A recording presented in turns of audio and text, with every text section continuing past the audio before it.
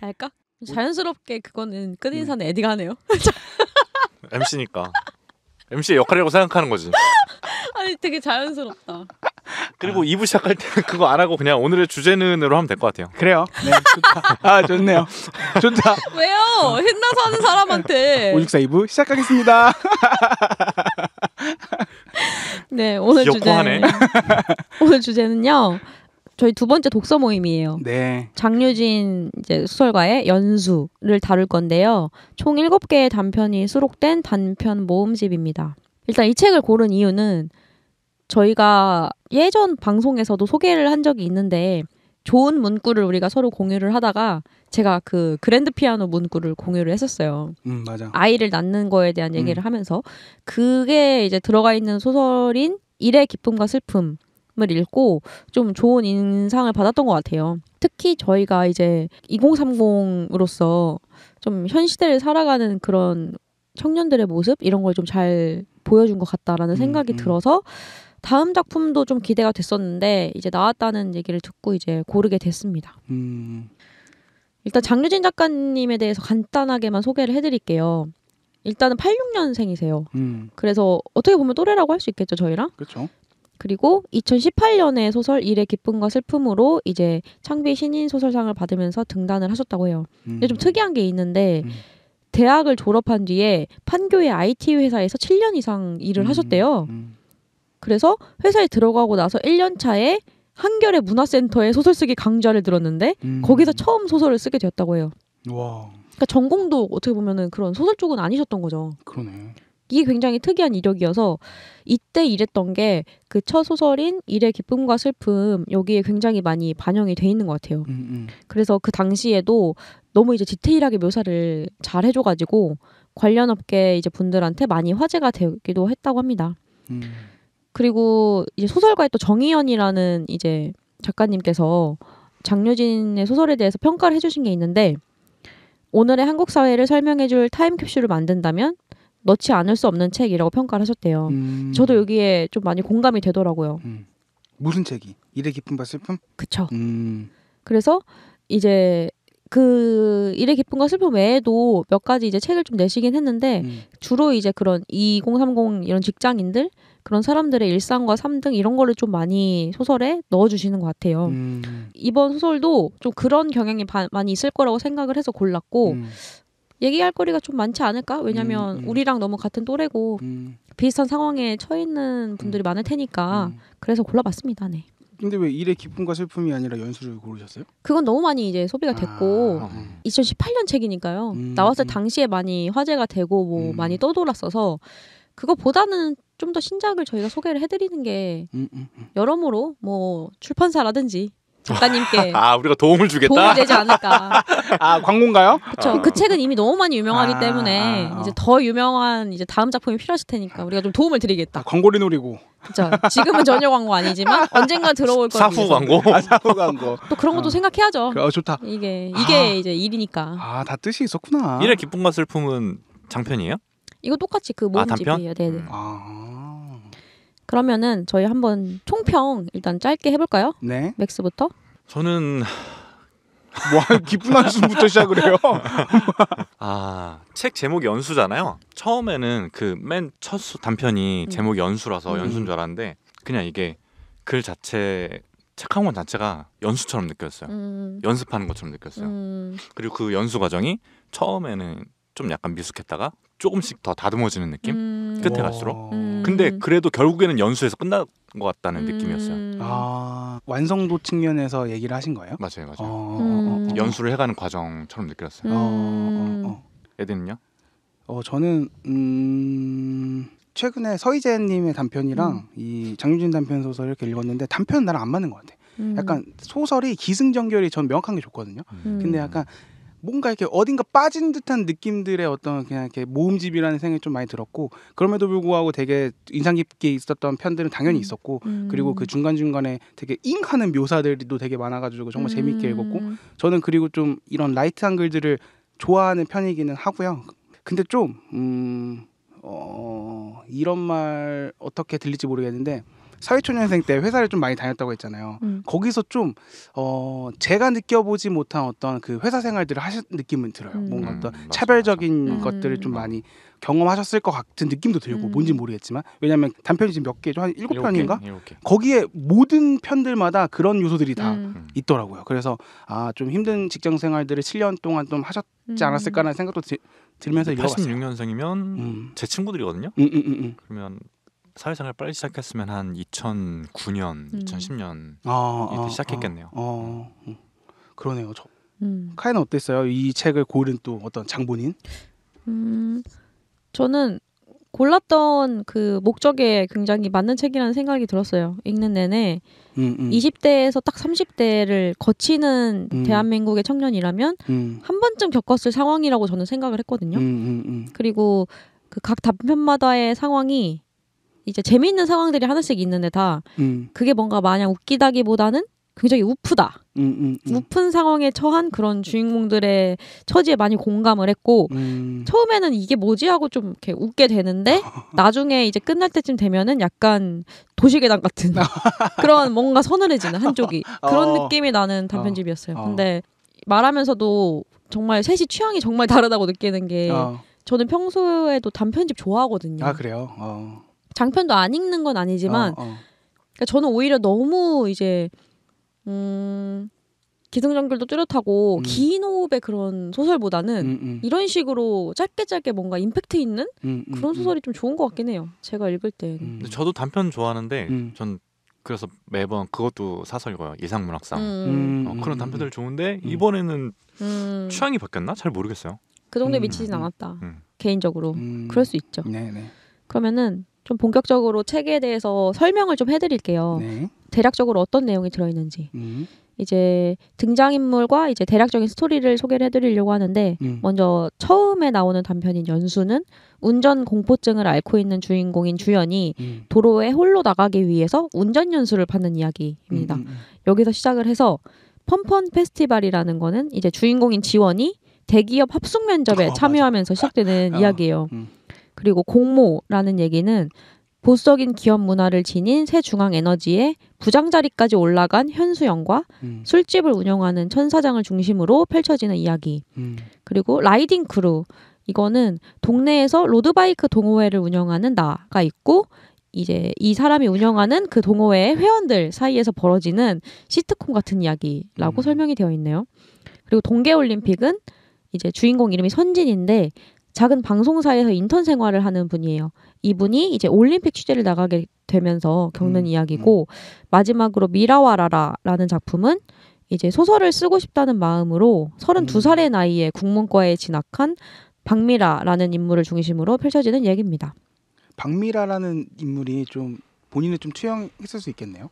그럴 수도 있죠. 어떤 소설을 쓰고 이런 거에 대한 꿈을 예전부터 가지고 있었던 캐릭터로 나오니까. 근데 저는 이 7개의 단편 각각에 다 어느 정도 작가님의 맞아. 그런 것들이 투영이 돼 있다고 생각을 하고 맞아요. 이게 그 작가님뿐만 아니라 그 작가님 뭐 주변 그런 지인들 분명히 있을 거 아니에요? 그 친구들의 어떤 그런 조그마한 조각들이 다 들어가 있는 작품인 것 같아요. 그 저는 약간 브이로그 블로그 약간 이런 걸 보는 느낌이 많이 좀 났어요. 근데 그만큼 사실적이었다는 거네요. 맞아요. 이 글이 있을 법하고 항상 막 그랬던 거 재밌었어요. 좋네요. 좋네요. 내 건데. 아니 뭐 대단하다. 항상 이렇게 좋은 뜻이라고 하셨으니까 저도 그래요? 좋은 의미에서 한 거고. 네. 들어가기 전에 그 이 책을 쓰신 작가님이 한 말이 있어요. 이제 작가의 말 중에서 제가 조금 따왔는데 이걸 들으시면은 좀 이 책의 어떤 쓰여지게 된 이유랄까? 그리고 이 책을 쓸 때 어떤 마음으로 쓰셨는지 이걸 좀 알 수가 있겠더라고요. 잠깐 읽어보면 소설을 쓰게 된 후로 소설을 어떻게 쓰냐는 질문을 자주 받는다. 친구들은 머릿속에 이런 게 다 있었던 거야? 간소리 묻기도 한다.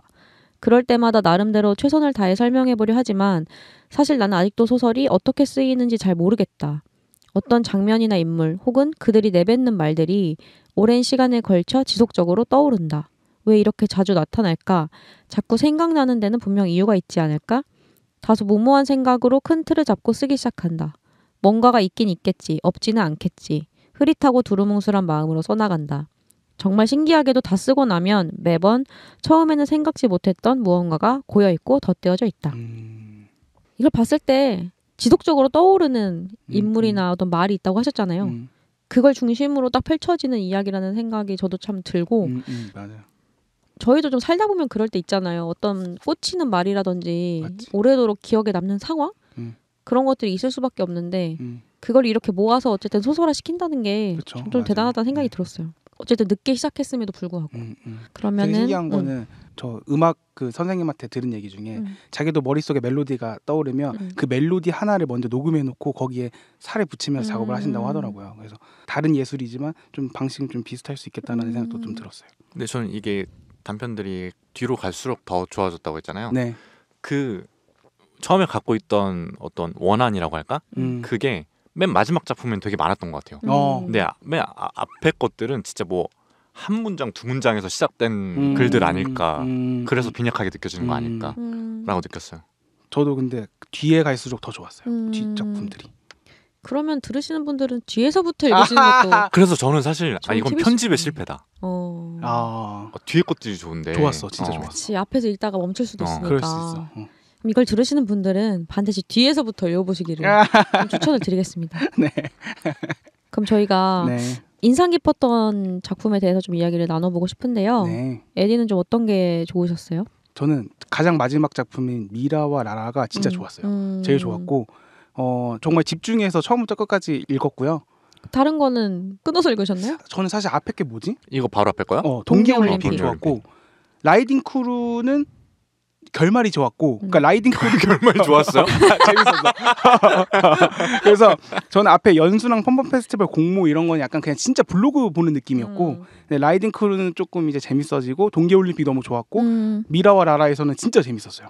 이거 물어본 거 맞죠? 왜 좋았는지도 네. 한번 이어서 말해주세요. 약간 그 성공을 미라가 했잖아요. 근데 내용을 다 얘기해도 되죠, 우리? 그럼요. 미라가 한번 엑시트를 해가지고 돈을 크게 벌었잖아요. 그러니까 성공을 부럽다. 너무 부러워. 그러니까 원래 스타트업을 뭐라 그래 창립 멤버라고 할까요? 그치. 23살에 이미 스톡을 실행했죠. 그래서 막 차도 막 레인지로버 끌고 다니고. 레인지로버. 와, 작가님도 레인지로버 끄시나? 이제는 끄실 수도 있겠다. 그럴 수 있겠다. 근데 어쨌든 성공을 했지만 근데 정말 하고 싶은 꿈을 쫓는 미라의 모습에서 너무 이입해서 봤고요. 그리고 중간에 어떤 창작 여행 해가지고 그리스로 떠나잖아요. 그러고 나서 그 그리스 여행에서 쓴 글들이 너무 좋게 사람들한테 평가받잖아요. 그때 전 되게 같이 기뻤어요. 이 사람이 진짜 뭔가 어떤 약자가 성장했구나. 약자의 성장사사 좋아하니까. 그렇지. 약자가 어떤 사람들이 무시하지만 이 사람이 해냈구나라는 어떤 되게 기쁨이 있었거든요. 그게 있어야 되는구나. 성장서사가. 애들은 무조건 성장이야. 성장이야. 무조건 성장이야. 그랬는데 근데 그 다음에 이제 사건이 터지잖아요. 그땐 되게 진짜 안타까웠고 뭐 그러면서 이렇게 막 이렇게 봤던 것 같아요. 막 기쁘기도 하고 안타깝기도 하고. 그러니까 이게 재밌는 게 그건 것 같아요. 이 사람이 어떻게 보면은 사회적으로는 굉장히 성공한 인물이잖아요. 스타트업의 창립 멤버가 될 정도였고 막 그걸로 인해서 이렇게 큰 돈을 벌었다는 것 자체가. 근데 그랬던 사람이 이 새로운 집단에 오면 굉장히 상대적인 약자가 되잖아요. 그치. 좀 무시받는. 글도 잘 못 쓴다고 평가를 받고 어쨌든 나이가 많은 상태에서 왔기 때문에 좀 다른 인물이잖아요. 그 어떤 집단에서 그런 게 좀 재밌었던 것 같아요. 맞아요, 근데 맞아요. 살다 보면 그런 경우가 없진 않았던 것 같거든요. 내가 있는 집단에 좀 뭔가 이렇게 특이한 독특한 사람이 한 명쯤은 있었을 수 있잖아요. 그치. 그때 나는 그 사람을 어떻게 대했지라는 생각을 좀 하게 됐어요. 저는. 그러니까 여기서 약간 그러네. 텃세 부렸어요. 맞아. 많이 애들이 부렸지. 순수하게 문학을 대하지 않는다. 맞아. 순수한 게 뭔지 맞아. 모르겠어. 맞아요. 그러니까 돈이 많은데 이걸 하려고 하는 게 그치. 약간 이상하다. 이해가 안 된다 이거잖아. 돈 많으면 하면 안 되나? 우리는 배고픈 예술가들인데 그러니까. 너까지 이거 왜 하려고 해? 약간 뭐 이랬던 것 같아. 그리고 인상 깊었던 문장은 사실 근데 뭐 주인공보다는 그 주변에 텃세 부리시던 분 꽂혔던 문장이 있는데요. 읽어드릴게요. 웃기는 게 뭔지 알아요? 아직 시작도 못했는데 벌써 쓰고 싶은 게 없어졌다는 거예요. 너무 뜨거워서 죄다 활활 타버리는 바람에 남은 게 없는 것 같고 이제는 어떤 생각이 드냐면요. 내가 소설을 썼던 지금의 시간들이 결국은 그냥 내 인생의 수많은 해프닝 중에 하나로 남을 것 같다는 그런 생각이 들어요. 이 문장이 왜 좋았냐면 좀 시작하기 전에 더 사랑할 때가 있는 것 같아요. 이거 이렇게 읽어야 되지 않아? 시작하기 전에 더 사랑할 때가 있다. 그러니까 저한테는 약간 광고가 그랬어요. 대학교 때 광고에 대한 꿈이 정말 뽕이 차올랐는데 막상 이제 업을 시작하니까 내가 생각했던 것들이 좀 다르구나라는 그런 어떤 시작할 때 더 사랑했던 적이 있고 맥스가 이런 표현을 했던 것 같아요. 사랑의 사건은 일부고 상상으로 이루어지는 게 사랑이지 않겠냐라는 것들 우리 지난번 독서 모임 때 했던 것 같은데 소설이 약간 그런 것 같아요. 소설을 쓰고 싶다고 준비하고 막 이랬던 그 어렸을 때부터 지금까지가 더 소설을 사랑했던 것 같고 뭐 그러잖아요. 미라가 그랬다는 거죠? 이 주인공 이름은 안 나오더라고요. 화자? 화자. 그 사람이 한 말인데 그런 것 같아요. 저는 이게 약간 이 소설 그냥 보면 미라한테 자신을 투영한 것 같잖아요. 뭐 상황이라던가 이런 게. 근데 그게 아니라 저는 이 화자의 이 말 때문에 이게 그냥 작가가 화자 입장에서 쓴 거구나 라는 생각이 들더라고요. 그러니까 이런 마음일 것 같아요. 그리고 여기서 그 전에는 잘 못 느꼈는데 이 문장에서는 약간 밀도가 있다고 느껴졌어요. 진심이라서. 근데 대부분의 어떤 대학생 때 뭔가 어떤 구체적인 꿈을 가졌던 사람이라면 좀 한 번쯤 이런 상황에 처할 수 있는 것 같아요.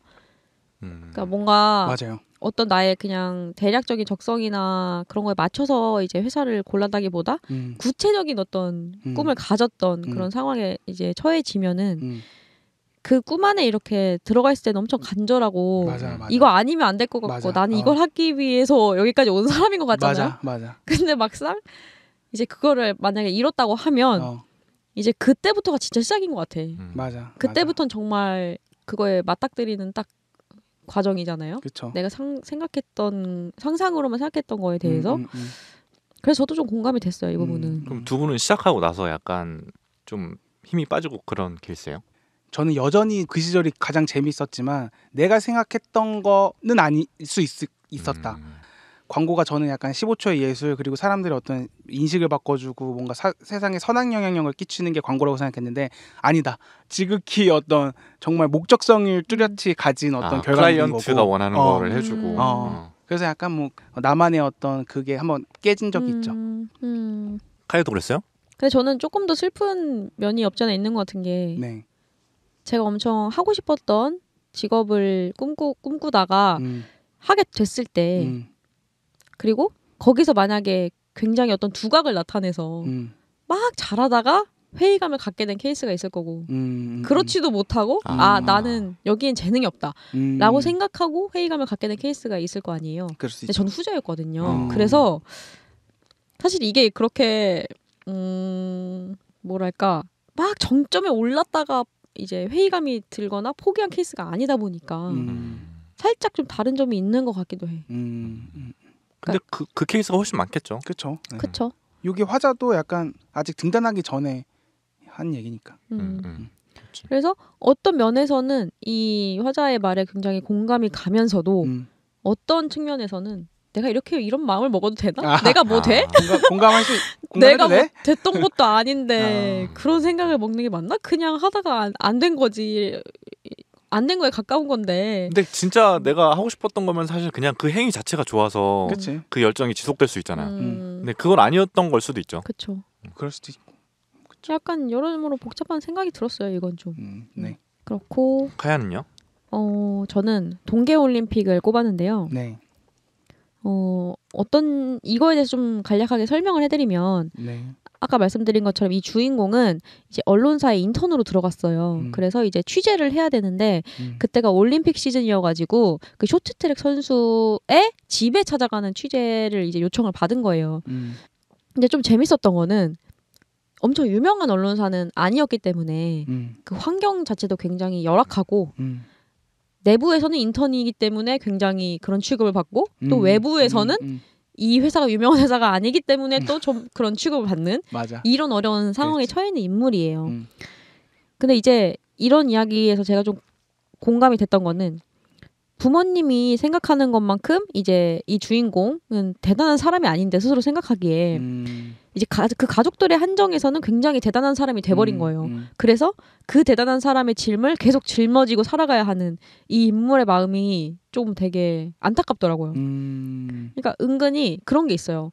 못하는 사람도 차별을 할 수 있지만 잘하는 사람에 대한 차별도 할 수 있거든요. 그치. 그러니까 부모님 입장에서는 너는 너가 다 알아서 잘하고 이 중에서 너가 잘했으니까 이렇게 해야 돼 맞아. 라고 하는 게 없지 않아 계속 있었던 것 같아 이 주인공한테. 근데 막상 이 주인공은 현실에 있을 때는 난 전혀 뭐도 아닌데 난 아무것도 아닌 존재인데 자꾸 나한테 그렇게 짐을 지어주니까 그게 힘들었던 것 같고 맞아요. 그게 너무 웃겼어요.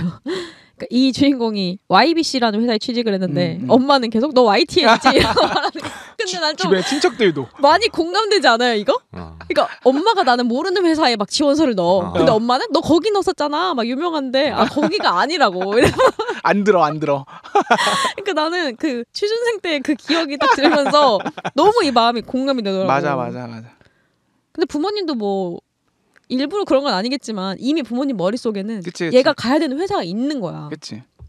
그리고 내가 자랑할 수 있는 회사가 있고 지인들한테. 맞아. 그래서 그게 너무 웃겼고 아빠도 굉장히 철이 없어요. 주인공의 아빠도 이제 인터넷에 얘가 돈을 조금 받을 거 아니에요. 그치. 그걸로 엄마 핸드폰 바꿔주지 말고 내 양주 사달라. 비싼 양주. 맞아. 이런 이제 인물인데 이 파트에서 이게 뭐 그렇게 현실감이 없는 느낌은 아니어서 더 슬펐던 것 같아. 그치. 네. 그러니까 이게 이 주인공이 자란 가족의 분위기 자체가 그냥 이런 거예요. 뭔가 겉으로는 그냥 문제 없는 가정으로 보일 수도 있지만 그 내부에 이렇게 들여다 보면은 모든 문제가 복잡하게 맞아요, 얽혀 있어. 근데 이게 뭐 대부분의 가정도 저는 이럴 거라고 생각을 하거든요. 겉으로는 그냥 보통의 가정처럼 흘러가지만 거기 안에 그런 소속된 사람으로서의 입장을 들어보면 너무 이상한 뭐랄까? 뭔가 차별과 시기와 어떤 분란과 그들만의 또 사건이 있죠. 분란. 그런 게 많다고 생각해요. 저는. 저도 그래서 좀 공감이 됐어요. 근데 이제 그 중에 제일 제가 공감이 갔던 대목은 이 작품이 진행되다 보면 그런 얘기가 나와요. 얘가 그 올림픽 취재를 갔다가 뭐 피치 못할 사고에 의해서 그 집을 나와서 다른 데로 취재를 가게 되는데 너무 추운 겨울날이었던 거예요. 근데 얘가 두꺼운 패딩도 못 입고 얇은 옷만 입고 다니다가 맞아. 어떤 집 앞에 쓰러지게 된 거야. 그러니까 정신을 살짝 잃은 거죠. 근데 그 애를 발견해서 그 집이 얘를 구해주고 그 집에서 잠깐 잘 수 있게 해준 그런 집이었던 거예요. 그래서 이제 그 집에 가가지고 이 주인공이 너무 추우니까 잠깐 이제 잠이 들어있는 상태인데 그때 꾼 꿈에서부터 시작을 하는 장면이에요. 문이 서서히 열린다. 벌어진 문틈으로 환한 빛이 새어나온다. 누군가의 얼굴이 보이기 시작한다. 그리 크지도 작지도 않은 키에 풍채가 아주 넉넉해 보인다. 살구빛이 도는 베이지색 원피스에 연노란 카디건을 걸치고 있었다. 웃고 있는데도 눈과 입이 모두 아주 컸고 새까맣게 구불거리는 머리숱이 몹시 풍성했다. 그녀가 나를 부르는 상냥한 목소리가 들린다. 어서 와 수고했어. 사랑하는 우리 강아지. 꿈속에서 나는 그 집 딸이었다. 우리에게 오늘 하루는 어땠어? 그 말은 정말로 부드러운 말이었지만 내 마음속 깊숙한 곳에 꽁꽁 봉인해 두었던 말캉한 주머니를 날카롭게 푹 찌른다. 바로 그 말에 나는 하염없이 눈물이 난다. 나는 고개를 꾸벅 숙여 인사하면서 현관문을 찾으려 두리번거렸다. 그러다 벽에 걸린 커다란 액자를 발견했다. 가족 사진이었다. 내 식구 모두가 맨발의 청바지 차림이었고 상의는 새하얀 셔츠로 맞춰 입고 있었다. 측면으로 나란히 선 채 기차놀이 하듯 서로의 어깨에 손을 얹고서 얼굴만 정면으로 돌려 카메라를 향해 웃고 있었다. 그건 정지된 미소가 아니라 끊임없이 달리듯 움직이며 큰 소리로 떠나가라 웃는 그런 종류의 웃음이었다. 연속되고 지속되는 생생한 화목의 한 단면을 솜씨 좋은 사진사가 날렵하게 포착한 것이었다. 나는 경이로울 정도로 근사한 사진 속 웃음들을 홀린 듯 응시하다 마침내 시선을 거두었다. 이 부분인데 이게 한편으로는 공감도 좀 가면서 너무 안타까웠어요. 그런 경험 해보셨나요? 어떤 집에 갔는데 이 집 너무 화목해 보여. 그래서 내가 상대적으로 박탈감을 느끼는. 저는 그런 경험을 저도 종종 해봤었는데 이 가족 사진을 딱 보고 얘가 느끼는 그 감정에서 되게 몰입이 됐어요. 가족 사진을 찍는 게 되게 평범한 일일 수 있지만 또 어떤 상황에서는 가족 사진이라는 것 자체를 생각하지도 못하는 그런 상황의 가족도 있을 수 있잖아요. 그래서 뭔가 이 부분에서 좀 많이 공감이 됐던 것 같아요. 그냥 청바지에 하얀 셔츠를 입고 있었다. 이게 굉장히 화목한 과정의 어떤 딱 클리셰잖아요. 대표성을 갖는. 그래서 이 주인공이 너무 좀 불쌍했어요. 네, 그랬습니다. 이렇게 쓰러지면서 했던 생각들이 하필 막 그렇게 약간 본인한테 없는 거 그치. 그렇게 아름다운 걸 그렸다는 점에서 이게 그 사람이 얼마나 이걸 원하고 있었을까를 표현한 거죠. 그치. 그리고 뭔가 그냥 아무것도 아닌 어떤 그런 말들이 있잖아요. 뭐 수고했어라고 하는 거라든지 엄마가 엄청 얘를 강아지처럼 대해주고 막 이런 것들. 그리고 여기서는 안 나왔지만 그 뒤에는 이 아빠가 같이 밥 먹자라고 이렇게 부르면서 막 손수 반찬 이렇게 올려주고 막 그런 장면이 있어요. 그러니까 그런 거를 바란다는 게 엄청 좀 안타까웠던 것 같아. 그리고 반면에 이 주인공의 실제 가정은 엄마 핸드폰 사주지 말고 자기 양주 사줘. 근데 이 말이 그쵸. 자기한테는 끝내 되게 마음에 상처가 됐다라는 표현도 있었던 것 같아요. 그렇죠. 근데 저는 그것도 그런 말들 하는 게 형편이 안 되고 이런 게 아니라 그냥 철이 없으신 거야. 그렇지. 그리고 방금 찾아봤거든요. 발렌타인 30년산 사달라고 했는데 60만 원이 넘더라고요. 철이 없는 거지. 인턴 월급보다 더 높을 수도 있어. 그치, 그럴 수도 있지. 맞아. 근데 그래서 이 부분이 되게 인상 깊었습니다. 저는. 그리고 뭔가 대학 중고등학교에서 대학교 가고 직장에 취업하고 그 과정을 겪으면서 각자가 겪는 어떤 박탈감이랄까? 그런 건 저는 더 크다고 생각이 들거든요. 그래서 이게 진짜 특히 사회초년생 때 더 크게 느낄 수 있는 그치. 그런 종류의 감정을 다뤄주지 않았나? 이런 생각이 들었어요. 이분이 YBC가 아니라 YTN이었으면 좀 덜 했을까요? 조금은 다르지 않았을까? 나는 훨씬 나았을 것 같아. 그치. 그러니까 그것도 슬픈 부분 중에 하나죠. 처음부터 그렇게 큰 회사에 간다는 거는 진짜 별따기잖아요. 하늘 별따기. 그치. 맥스는 뭐가 인상 깊었나요? 저는 뭐 작품 자체가 사실 인상 깊었다는 별로 없었던 것 같고 좋았던 부분이 하나 있었는데 네. 그 공모라는 작품에서 네. 이게 그 내가 부장이고 이제 면접을 보는 친구가 내가 안 좋아하던 호프집 사장님의 맞아. 딸이잖아요. 근데 그 딸의 모습에서 그 딸이 어떻게 되게 잘 자라온 그 모습을 보면서 그 사장의 모습을 떠올리는 거. 그 연출이라고 할까? 그게 되게 좋았어요. 그러니까 어떤 그 둘의 괴리감. 엄마가 이렇게 고생해서 이렇게 딸을 잘 키웠다. 그리고 본인은 그 엄마가 되게 부도덕하게 산다고 생각을 했었잖아요. 그렇죠. 부도덕인가? 그러니까 부도덕은 그 상사인 것 같고 어쨌든 그 부도덕에 기대해서 살아온 거잖아요. 그렇게 살아왔다고 생각했는데 딸을 보니까 또 잘 자랐어. 그리고 또 어머니도 실제로는 그런 삶을 자기가 오해했던 거였잖아요. 결말쯤 가보면. 그러니까 피해자였지 않았나? 내가 잘못 결말이 어땠지? 결말이 그 천 사장님이 막 오히려 그 부장님을 받아주고 위로해주고 뭐 그랬던 것 같은데. 저는 그냥 둘이 약간 연인이야? 불륜 아니야? 공생 관계 느낌?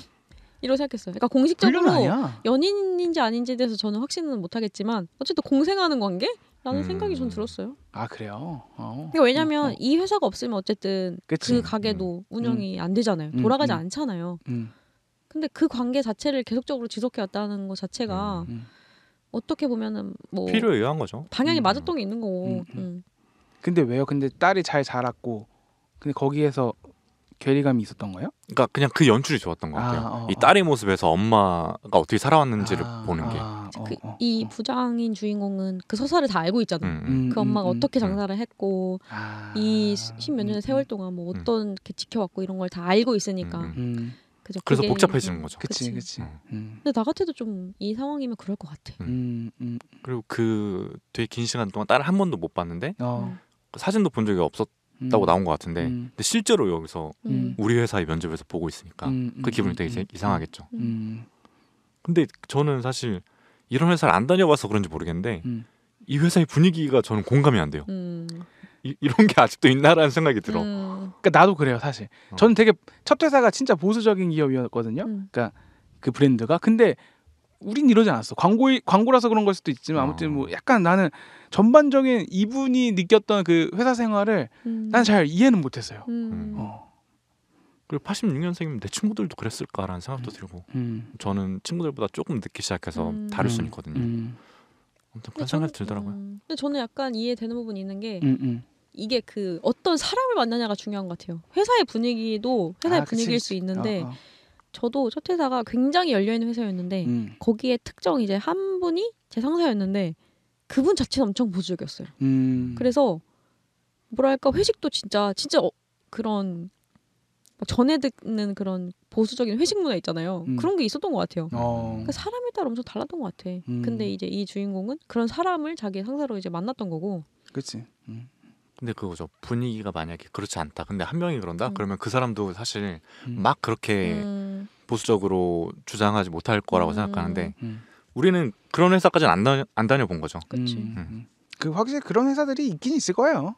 있겠죠. 네. 정도의 차이인 것 같긴 해. 이제는 회식 정도까지는 막 그렇게 보수적으로 하는 회사들은 없어졌을 수 있는데 그리고 실제로 이 작품에서도 주인공이 자기가 이제 계속 승진을 하고 올라가면서 그런 회식을 다 없애잖아요. 술 먹고 이런 회식들은. 근데 이제 회식적인 거에도 그런 문화 남아있을 수 있지만 어떤 조직 자체의 그런 보수적이고 좀 뭔가 불합리한 것들이 남아있고 이런 건 아직까지도 좀 많을 거라고 생각해요. 많은 회사에서. 그렇습니다. 네. 혹시 추가로 좀 이야기해보고 싶은 책 속 인물이라든지 상황이 있을까요? 제가 꼽은 거는 네.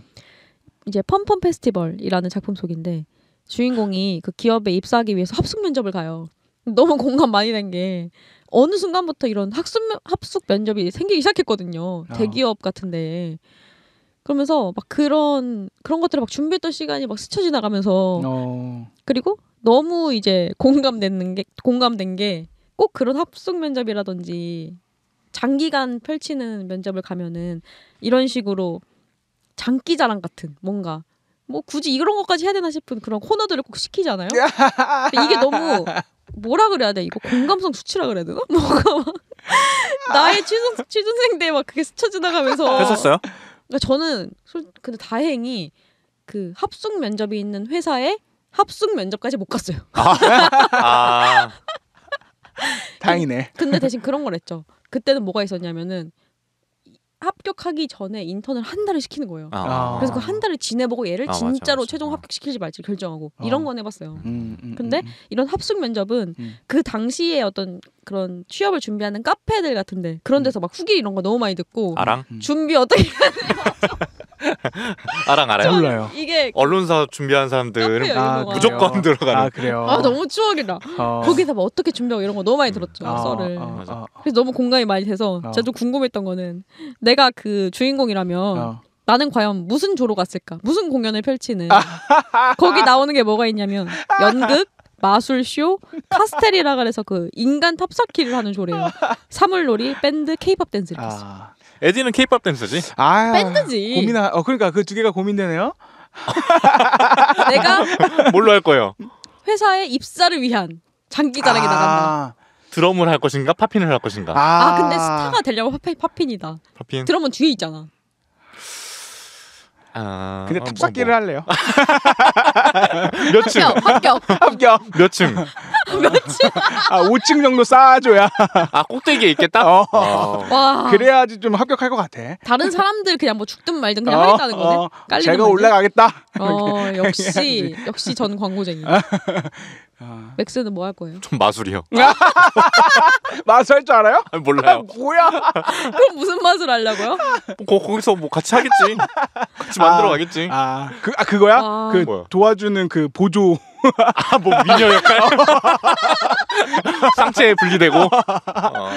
그러면 상체 분리. 커서 못 들어가. 그래 진짜 힘들지. 크니까. 그럼 사자 역할을 하는 건가?